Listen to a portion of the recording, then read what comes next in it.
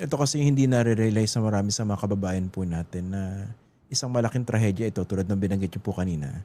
Hindi lang doon sa mga biktima kundi sa ating kaluluwa bilang isang bansa. Ito po yung ko palaging tinatanong, no? Paano po ba natin maya-address ito properly and effectively? Yung damage dun sa ating moral fiber, sa ating konsensya bilang mga Pilipino o bilang tao. Kasi hanggang ngayon po nadidinig pa rin natin yung napaka-dismissive attitude ng marami sa ating mga kababayan na wala kaming pakialam sa mga pinagpapatay dahil puro addict naman yan, puro mga kriminal. Tapos Yeah, binanggit nyo yung naratibo nitong, pangalanan na po natin, si Alan yeah. Peter Cayetano na pa-Christian-Christian, pabanal-banal, pero sabi niya pro-life at pro-human rights daw itong Duterte drug war. I mean, how do we fix this if you hear people like this given the kind of trauma and tragedy that befell us as a nation po? Alam mo, Christian, talagang kinilabutan ako nung marinig ko yung comment na yun eh. But, well, kanina doon sa launching nabanggit ko na tinatawag namin ito na Truth and Reconciliation Commission. Pero walang reconciliation kung wala munang truth eh. Kaya ang focus lang muna namin, truth muna, no? And alam mo yung concept of reconciliation sa simbahan, may apat na sangkap yan eh. Um, kung minsan tinatawag yung Sacrament of Confession. Actually, we call it the Sacrament of Reconciliation.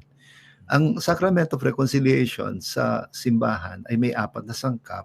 Ito yung confession, contrition, penance, and absolution. Mm. Sa simpleng salita, yung confession, pag-amin. Pag-amin.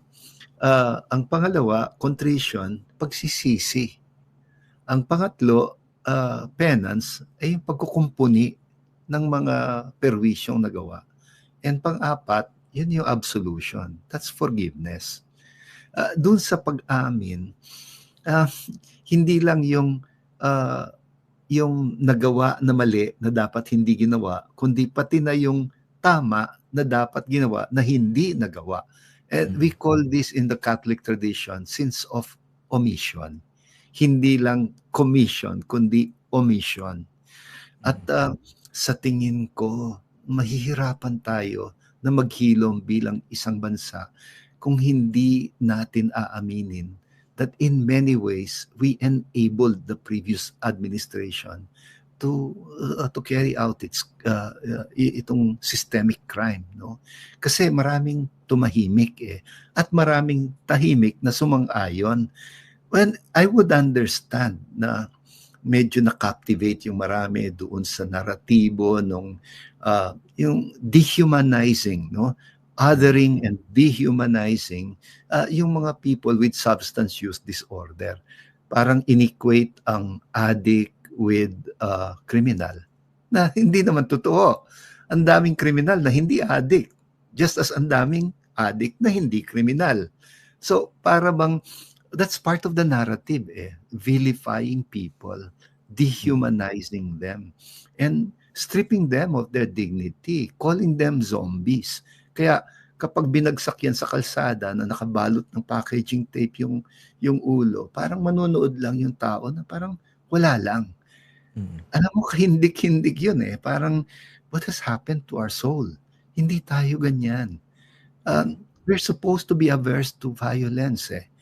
Pero Mm. kapag na pumasok sa mindset natin na parang katanggap-tanggap ang karahasan, ay nako, mahirap kumpunihin yan. Alam Mm. mo, in other countries, talagang gumagawa sila ng some kind of societal therapy, you know, to for peace building. And Mm. yeah, you know, one of our commissioners dito sa Truth Commission na ito, si Professor Al Fuertes, was involved in peace building doon sa between the Hutus and the Tutsis sa Rwanda. At doon, you're talking about genocide talaga, milyon katao, gano'n, no? At napakalalim ng mga hinanakit. Parang it takes a lot more psychosocial approaches to be able to heal the whole nation. Mm. Yun nga po, no? I don't know whether itong framework na babanggitin ko po is actually accurate. Pero the sense is that we got to this because of one man. But by extension, it also exposed the weaknesses of our institutions. Kasi Yes. nagsimula ito kay Rodrigo Duterte, pero hindi naman natin pwedeng sabihin na siya lang po yung may gawa nito. Dahil Mm, kung malakas po yung mga institusyon natin, na-check yan. Ang nangyari, mm, lahat po lumuhod, lahat po sumipsip, o marami mm. hindi nakailam. Tapos Yeah. yung itatanong ko po sana, kasi nga speaking of healing, di ba? Yung idea ng transitional justice is very alien to a lot of Filipinos eh. But this is very important, which is a key Yeah. component dito po sa ginagawa ninyong Truth Commission. No? Paano Mm. po ito? Kasi ang basa ko rito, baka interim lang itong pinag-uusapan natin eh. What do I mean by that? From Rodrigo Duterte, meron tayong interim, which is BBM. Tapos babalik, baka much worse much worse Duterte. Hindi po ba? So baka naman short-lived itong whatever respite na nararanasan natin relatively. At hindi talaga magkaroon po ng full healing. Ano pong tingin niyo ron? Well, sana hindi. Ah, parang I keep my fingers crossed, no? Kasi talagang totoong malakas yung hatak nung naratibo nung mga populist politicians, no? Alam mo naman, anywhere in the world ngayon namamayagpag ang populismo, no? At Mm. siyempre, panahon pa naman ni na Hitler at Mussolini, bumenta na talaga yung populism, no? Mga yung bang nagsisimula yan by vilifying a specific sector at sa kanila i-blame lahat ng mga problema ng bansa so that when you commit violence on them or actually get rid of them, walang umaalma. Parang ganun yung mindset, ganun yung mentalidad. You Mm. mentioned about transitional justice. Um, Medyo isang problema natin yan, mga Pilipino. Mabilis tayong makalimot sa Mm. kasaysayan.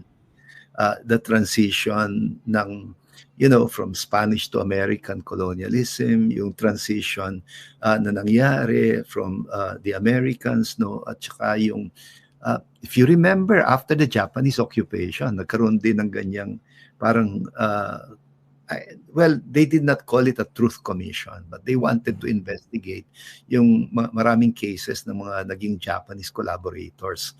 Pero si Presidente Elpidio Quirino mismo ang nanawagan, magpatawad na lang.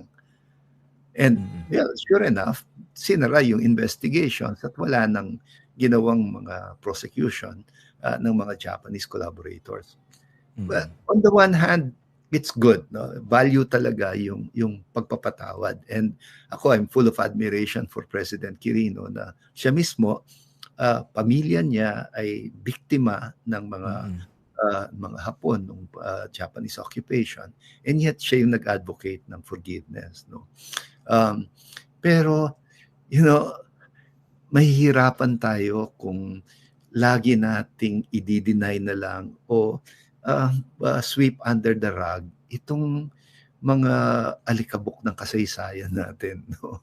Kailangan talagang maglinis tayo ng kaunti ng budhi, ng konsensya. Hindi pwedeng i-deny lang natin, no? And so ako, I'm hopeful. I'm hopeful na kung mapakikinggan talaga ang mga kwento ng mga kababayan natin, kahit papaano ay magigising muli ang konsensya ng ating mga kababayan at so that we can say never again. Mm. Kasi kailangan malaman bakit ito nangyari, paano ito nangyari, at anong gagawin natin para hindi na ito muling mangyari. Mm. Parang ito'y napakahalaga, no, para ma-restore natin ang ating dangal bilang isang bayan.